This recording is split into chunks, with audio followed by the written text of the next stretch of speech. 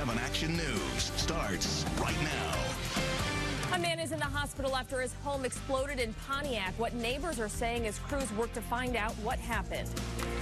Temperatures are rising and the snow is melting, where you may be seeing fog this morning, and how warm we're going to get today. But we begin with a strong odor of gas being reported across Metro Detroit all morning. We've been hearing from so many of you calling into our newsroom or leaving messages for us on Facebook, wondering where it's coming from. Marathon is now confirming that smell is coming from their property. We want to get right to 7 Action News reporter Jennifer Ann Wilson, who is live outside the Marathon Refinery in Melvindale. So, Jen, do we know if there's any danger to this smell? Well, at this point, I just got off the phone with a representative at Marathon, and he tells me that they've deployed sensors throughout the community, not just here at the refinery, but also out in the community. These sensors are specifically supposed to detect certain chemicals in the air, and he said so far their sensors aren't detecting anything dangerous, but right now there's still a lot of questions. He did confirm that they have finally found the source of the smell. It is a leak of some sort, and they're trying to figure out how to stop it. He wouldn't or couldn't go into any more detail than that, but they did confirm it's from a property owned by Marathon, not necessarily this one, but it could be a property owned by them. I'm going to step out so you can get a look at, we have seen a little activity going on here. Marathon also tells me that they have contacted the Michigan Department of Environmental Quality, the Detroit Fire Department, Michigan State Police, the Dearborn Fire Department, because this refinery is right on the border of Detroit and Dearborn. The city is Melvindale, but it's right on the border of the city of Detroit and Dearborn. Now, these reports of strong odors started coming into 911 call centers at around 4 o'clock in the morning. MSP, Emergency Management, Homeland Security, they've been in on it. Based on the wind direction, that was really how they narrowed down that it could be coming from the Marathon properties, because Marathon told the Michigan State Police, according to police, that none of their alarm bells went off, but based on wind direction, they thought it could be coming from one of the Marathon Oil properties. Now, they do have a meeting. We've been told by the state police that Marathon Oil does have a meeting scheduled with their engineers and their executives to discuss and brainstorm how to deal with this issue, and hopefully we'll get a little bit more information about exactly what this issue is soon. Until they have exactly decided what it is, it's always good to take precautions. I asked specifically the Marathon representative, are there precautions that people should be taking? He told me once again they have not detected anything dangerous or any chemicals in the air, but it is always good to take precautions. If you can avoid inhaling or smelling the smell, you probably should do so. Reporting live here in Melvindale in front of one of the Marathon Oil refinery properties, I'm Jennifer Ann Wilson. Back to you.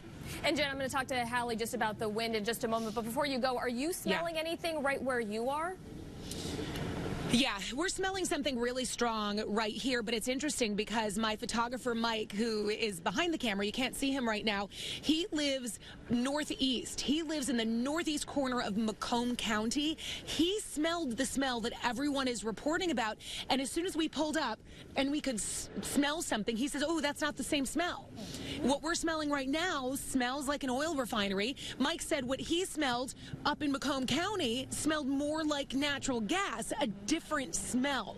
So what we're smelling right now could be normal. What other people have been reporting to us from Highland Park, from St. Clair Shores, from Clinton Township, those smells not normal at all, and thankfully there are people investigating the source. All right, Jennifer Ann, thank you so much for that information. Again, if you're just joining us, Marathon confirming that that odor is coming from one of their properties. As she said, we've been getting calls from really such a wide range of across Metro Detroit. Are the winds strong at all today? Or we have just generally a south to southwest wind, so you're pushing in from the southwest, pushing up to the northeast, so that could be why some of those areas to the north are smelling it from a distance. And I'm an east sider. I'm on the border of Wayne and Macomb County, and my way in, I also had a strong odor on 696. I couldn't figure out my car. Is it the, sometimes you can't decipher, is it diesel? What am I smelling? I opened the windows, couldn't get any relief, and then I came to work thinking, wow, that was really strange. So exactly, so I did experience it, but the winds aren't overly strong. You're noticing up to about 15 in Mount Clemens, so it might be carrying some of that smell if indeed it is coming from that area of Melvindale, but the winds are drifting from the south up to the north. So of course, a lot of unanswered questions that we'll be on top of, and I know Jennifer Ann will throughout the morning. rain. Now, our forecast for the rest of Metro Detroit as far as what we're dealing with and our temperatures, it is a mild one this morning. 36 degrees in Ann Arbor, 37 downtown. It is 43 in Howell right now. We do have some fog out there, 3-mile visibility right now at Metro Airport. Seeing some of the denser fog around Taylor, River Rouge, Dearborn, down toward Grosse Ile. So that visibility between about 2 and 3 miles, not terrible, but we are noticing it is going to be patchy fog to contend with throughout the day today. Even a few of these very light rain showers wandering through Oakland County. So we're seeing a few of those dotted across the area. Milford, and you see that East Commerce Road near Commerce drifting your way. Again, very light, and it is drizzle. It is not any freezing precip. Auburn Hills up to Lake Orion, you can see an area of light rain. So it is going to be few and far, but scattered across the area. Drizzle, fog, temperatures well into the 40s today. We'll talk about more substantial rain for tomorrow ahead. One person was hurt when a house exploded in Pontiac. This happened last night at a home on Irwin Avenue near South and MLK Boulevards. As you can see from this video, the home was destroyed. We're told the victim is a man in his 50s. He was rushed to the hospital, but his condition is unknown. Johnny Dorders lives next door. We were in the house and it sounded like a bomb blew. It sounded like or a tree had hit the top of the house or something. When we came out and the house was on fire next door, it blew the house up. And we heard a young man hollering help. I guess one of the neighbors helped him. DTE crews were called to the scene to shut off the gas. Investigators are still trying to determine what caused the explosion. A natural gas leak may be to blame, but that has not been confirmed. A Macomb County deputy was hurt when a psychiatric patient stole an ambulance and led deputies on a chase. That chase started at Groesbeck and North Avenue and ended about 10 miles away in Shelby Township near the intersection of Shaner and 23 Mile Road. We're told the 6'2", 220-pound man was being transferred from LeClaren Hospital when he overpowered 2 MedStar employees, disabled the anti-theft device on the ambulance, and then sped off. However, he was easy to find because of a GPS tracker inside the rig, giving police a play-by-play of where he was going. The chase ended when that man lost control and crashed into a tree. MedStar says it's conducting its own review to make sure something like this doesn't happen again. Once we do a thorough review of everything, if we see maybe there were some spots for improvement or maybe some signs that we knew this might have happened or was going to happen. Potential charges the man could face include carjacking and fleeing and eluding.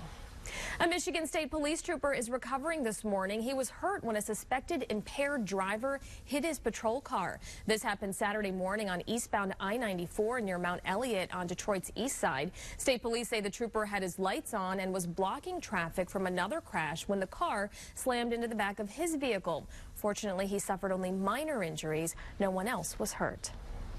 One of the nation's longest-running traffic safety initiatives kicked off this morning. It's called Operation Care, and it's aimed at keeping people safe on this Super Bowl Sunday.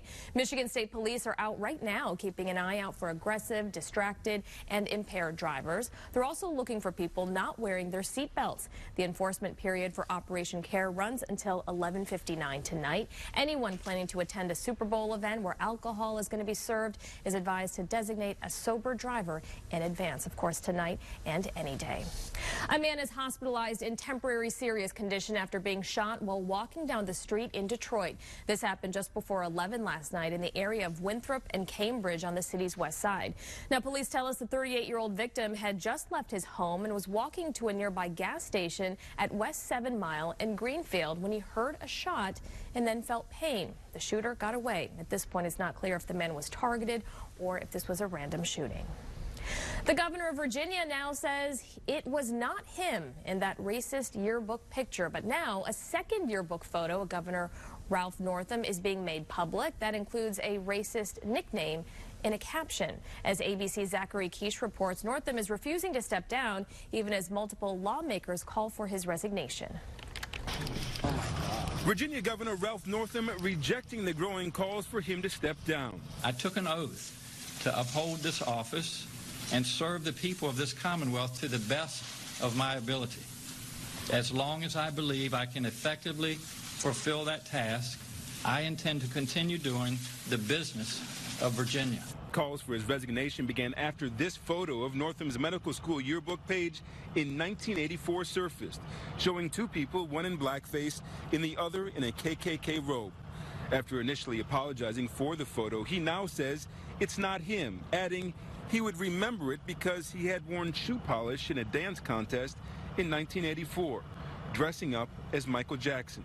When I was confronted with the images yesterday, I was appalled that they appeared on my page, but I believe then and now that I am not either of the people in that photo. Virginia's Lieutenant Governor Justin Fairfax breaking his silence on the issue, calling the photo a searing reminder of the modern legacy of our nation's original sin. But he stopped short of saying Northam should step down. Still, many are calling for his resignation. House Speaker Nancy Pelosi calling on Northam to do the right thing so that the people of Virginia can heal and move on. A second photo of Northam then emerged from Virginia Military Institute in 1981, a racial slur listed as his nickname. He says 2 individuals at VMI gave him that name. I don't know their motives or intent, and it ended up in the yearbook, and I regret that. The nickname appears in his college yearbook. The governor admits it was something he was called, but claims he doesn't know why, saying you'd have to ask the other students.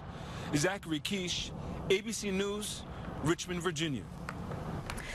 The battle over the border wall continues, and Congress just has 12 days left to reach a deal and avoid another government shutdown. President Trump says he may still declare a national emergency, but some members of his own party don't agree. According to the Washington Post, Senate Majority Leader Mitch McConnell told the president that Congress may pass a resolution disapproving of any decision to declare a national emergency. That could force the president to use his veto power for the first time. For whatever works, which means avoiding a shutdown and avoiding the president feeling he should declare a national emergency. A White House official said that the president will offer a bipartisan solution to immigration during his State of the Union address on Tuesday. There's no word whether that proposal will include funding for a border wall. Here at home, Democrats in Michigan have a new leader. Lavora Barnes has been elected as the leader of the state party. The announcement came Saturday during a Democratic convention at Como Center. Barnes has been the party's chief operating officer in Michigan for more than 3 years. She also served on former President Barack Obama's re-election campaign and was a deputy clerk in Oakland County. 8:11 is the time right now, and we're talking about the weather. We're hearing the drips, right? We are. The snow's going away. It is melting. It is melting pretty quickly, too. That quick thaw. Temperatures well into the 40s, as you can see here today. And dare we say closer even to 50 tomorrow. How long this warm-up lasts in your 7-day. Also this morning, it was down to the wire as Michigan State lost to Indiana in overtime.